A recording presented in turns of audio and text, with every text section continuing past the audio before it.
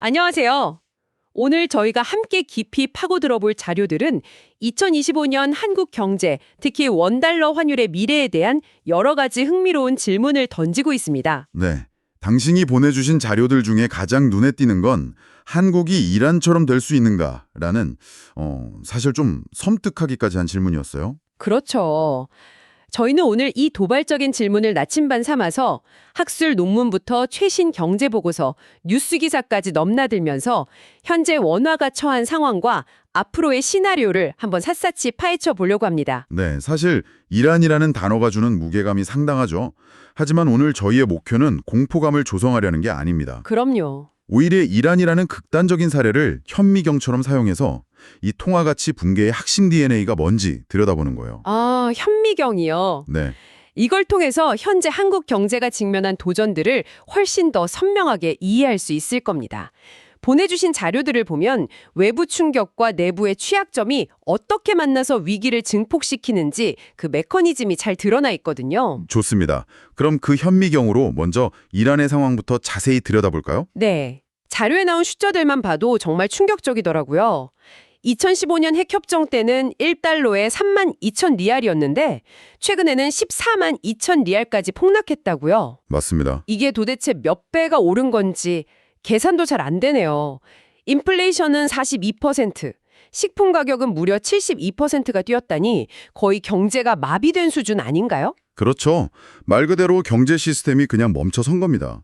중요한 건 이런 붕괴가 어느 날 갑자기 일어난 게 아니라 여러 문제들이 복합적으로 터진 결과라는 점이에요. 복합적인 문제요. 강력한 경제 제재입니다. 아, 이걸로 달러가 들어올 길이 원천적으로 막혀버린 게 가장 치명적이었어요. 그러니까 돈줄이 그냥 말라버린 거군요.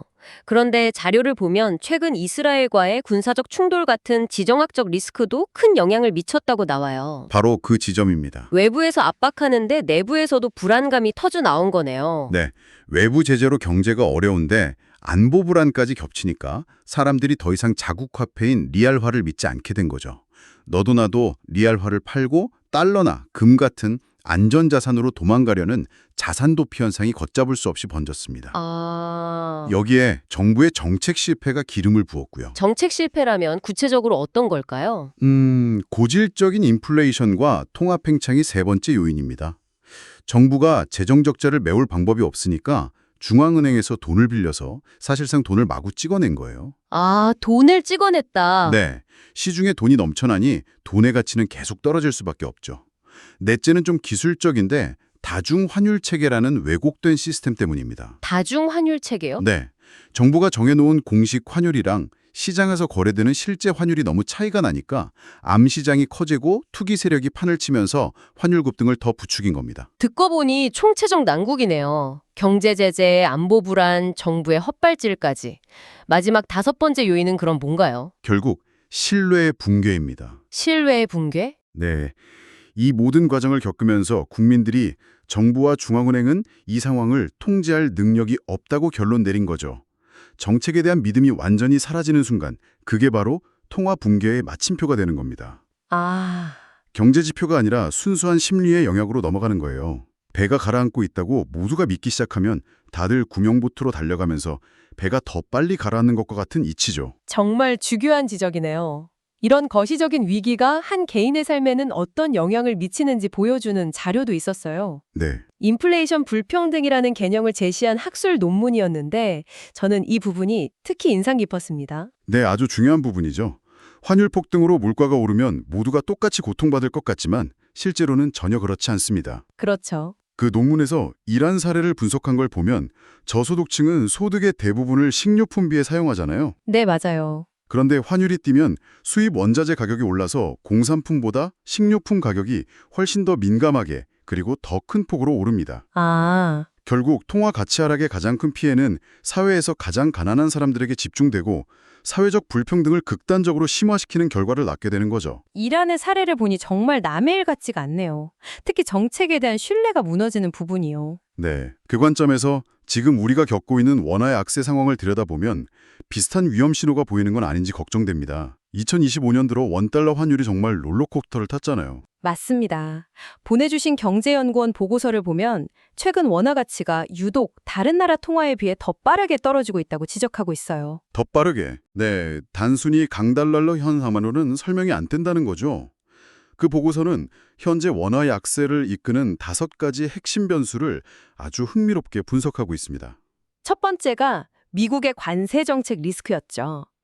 트럼프 2기 행정부가 높은 관세를 부과할 거라는 우려와 함께 우리가 여기에 대응하려고 연간 200억 달러나 되는 대미 투자를 계획하고 있다는 점. 네. 이게 외환 건전성에 부담이 될 수 있다는 분석이더군요. 네, 그리고 두 번째는 미 연준의 통화정책 불확실성입니다.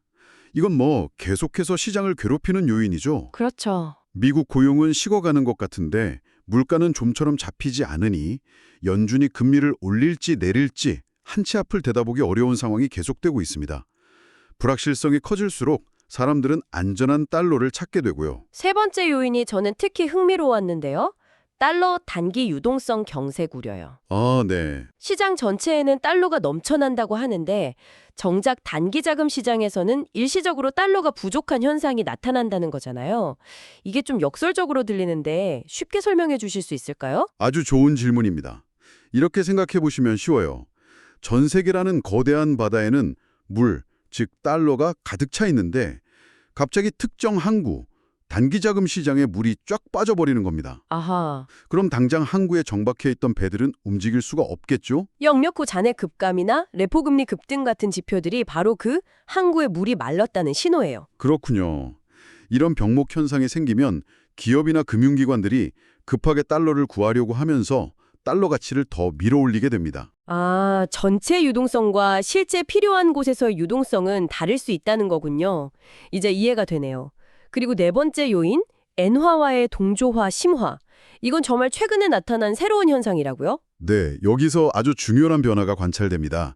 자료를 보면 2025년 상반기까지만 해도 원화는 중국 위안화랑 비슷하게 움직이는 경향이 강했어요. 그랬었죠. 그런데 하반기 들어서면서 갑자기 일본 엔화와의 상관계수가 0.94까지 치솟았습니다. 1에 가까울수록 똑같이 움직인다는 뜻이니까 거의 원화랑 엔화가 한 몸처럼 움직이기 시작했다는 거죠. 잠깐만요. 그게 왜 하필 지금 이 시점이죠? 한국이랑 일본은 여러 산업에서 경쟁 관계인데 왜 갑자기 우리 통화가 일본 통화랑 같이 춤을 추기 시작한 건가요? 최근 일본 신임 총리가 내세운 확장적 재정 정책에 대한 우려 때문입니다. 아, 시장에서는 일본 정부가 돈을 더 풀어서 엔화 가치가 떨어질 거라고 보는 거죠. 그런데 글로벌 투자자들 입장에서는 한국과 일본 경제를 비슷한 아시아 수출 주도형 경제로 묶어서 보는 경향이 있어요. 그렇겠네요. 그러다 보니 엔화가 약세로 가면 그럼 원화도 위험하겠네? 라는 심리가 작동하면서 원화를 같이 파는 겁니다. 우리가 원치 않게 엔화의 족쇄에 묶여버린 셈이죠. 와, 정말 흥미로운 분석이네요. 우리가 모르는 사이에 우리 환율의 운전대를 일본이 일부 쥐게 된 거나 마찬가지군요. 그런 측면이 있습니다. 마지막 5번째 요인은 안전자산 선호 심리였죠. 그렇습니다. AI 거품 논란처럼 위험 자산이 너무 비싸다는 인식이 퍼지면서 투자자들이 슬슬 몸을 사리는 분위기입니다. 네, 특히 연초 대비 76%나 급등한 코스피 시장에서 이익을 실현한 외국인 투자자들이 많았어요. 이들이 주식을 팔고 받은 원화를 달러로 바꿔서 본국으로 가져가려는 수요가 엄청난 원화 매도 압력으로 작용하고 있는 겁니다. 이렇게 5가지 요인을 듣고 보니 과거 우리가 겪었던 외환 위기 때와는 상황이 또 다른 것 같다는 생각이 드는데요. 1997년 IMF 외환 위기나 2008년 금융 위기 때와 비교하면 지금은 어떤가요? 2008년 당시 기사와 지금 상황을 비교해보면 중요한 공통점과 차이점이 보입니다. 1997년 위기는 명백히 우리 내부의 문제, 즉 기업들의 부실과 외환 관리 실패가 원인이었어요. 네, 내부 문제. 반면에 2008년과 지금 2025년의 상황은 미국발 금융 불안이나 글로벌 정책 변화 같은 외부 요인의 영향력이 훨씬 크다는 공통점이 있죠. 아, 외부 요인. 물론 1997년에 비하면 외환 보유액도 많아지고 기업 재무 구조도 튼튼해져서 기초 체력은 훨씬 좋아졌습니다. 그렇죠. 하지만 문제는 외부에서 날아오는 충격의 강도가 우리 예상을 뛰어넘을 수 있다는 점이에요. 이게 현재 불안감의 핵심입니다. 그렇다면 앞으로 원달러 환율은 어떤 경로를 밟게 될까요? 자료들은 두 가지 상반된 시나리오를 제시하고 있더라고요. 네, 한 보고서는 국내 정치적 불확실성을 핵심 변수로 보고 두 가지 시나리오를 내놨습니다. 정치적 불확실성이요? 네, 첫 번째는 이 불확실성이 조기에 해소되는 긍정적인 경우입니다. 이렇게 되면 정부 정책이 원활하게 추진되면서 환율은 1,400원대에서 안정적인 흐름을 보일 것으로 예상돼요. 물론 미국의 금리나 관세 정책 때문에 강달러 기조 자체는 계속되겠지만요. 반대의 경우는 훨씬 심각하겠군요. 정치적 불확실성이 계속된다면요. 그게 두 번째 시나리오입니다. 이 경우엔 투자와 소비 심리가 얼어붙고 정부가 효과적인 정책을 내놓기 어려워지면서 환율에 약 5.7%의 추가 상승 압력이 더해질 수 있다고 분석합니다. 5.7%요? 네. 이 시나리오에서는 환율이 1,500원대까지 치솟을 가능성이 열리는 거죠. 1,500원이라 듣기만 해도 아찔한 숫자네요. 이게 저 같은 평범한 직장인에게는 해외여행은커녕 아마존 직구조차 망설여지는 숫자거든요. 그렇죠. 다른 분석 자료에서도 이 1,500원이라는 숫자가 계속 등장하죠. 그렇습니다. 또 다른 칼럼에서는 과거 금리 사이클의 반복 패턴, 즉 프랙탈 분석을 통해 비슷한 전망을 내놓았어요. 잠깐만요. 프랙탈 분석이라는 게 정확히 뭔가요? 이름만 들으면 되게 어려워 보이는데 과거의 특정 패턴이 미래에도 똑같이 반복될 거라고 보는 분석 방법? 이렇게 이해하면 될까요? 네, 정확합니다. 자연의 눈송이나 나뭇가지처럼 복잡해 보이는 현상 속에서도 비슷한 패턴이 계속 반복된다는 이론을 금융시장에 적용한 거예요. 아하. 이 분석에 따르면 2025년 하반기에 경제 위기 국면이 오기 직전에 환율이 과거의 고점이었던 1,500원을 넘어설 가능성이 있다는 겁니다. 그렇군요. 여러 다른 방식의 분석들이 공통적으로 1,500원이라는 숫자를 가리키고 있다는 점은 우리가 그냥 넘길 수 없는 신호죠. 특히 이 환율 급등이 부동산 PF나 가계부채 같은 국내에 잠재된 지뢰들과 결합할 경우 복합 위기로 번질 수 있다는 경고가 계속 나오고 있습니다. 상황이 정말 엄중하게 들리네요. 그렇다면 이런 위기 가능성에 대응하기 위해 정부가 쓸 수 있는 카드는 뭐가 있을까요? 가장 먼저 떠오르는 건 역시 한미 통화 스와프인데요. 네, 가장 강력한 카드로 항상 거론되죠. 2008년과 2020년 위기 때도 결정적인 역할을 했고요. 네. 관련 연구를 보면 통화 스와프 체결 발표 자체만으로도 시장의 불안 심리를 잠재우는 공시 효과, 그러니까 어나운스먼트 이펙트가 분명히 있습니다. 환율 안정에 기여하는 건 사실이에요. 하지만 한계도 명확하다고 들었어요. 일종의 강력한 진통제일 뿐 근본적인 치료제는 아니라는 거잖아요. 바로 그겁니다. 비유하자면 다리가 부러졌을 때 맞는 강력한 진통제 같은 거예요. 통증은 즉시 사라지고 잠시 걸을 수도 있게 될지 모르지만 부러진 뼈 자체가 붙은 건 아니죠. 아, 비유가 확실하네요. 과거 사례를 분석한 자료를 보면 그 효과가 약 4일에서 8영업일 정도로 단기에 그쳤어요. 결국 통화 스와프로 시간을 번 동안 부러진 뼈를 맞추는 근본적인 치료를 해야 하는 겁니다. 그럼 그 근본적인 치료법은 뭘까요? 여러 보고서에서 공통적으로 제시하는 해법들이 있던데요. 결국 외부의 공격을 막아낼 튼튼한 성벽, 즉 대내외적인 안정성을 동시에 확보하는 겁니다. 세 가지로 요약할 수 있어요. 네. 첫째, 국내 금융시장 안정입니다.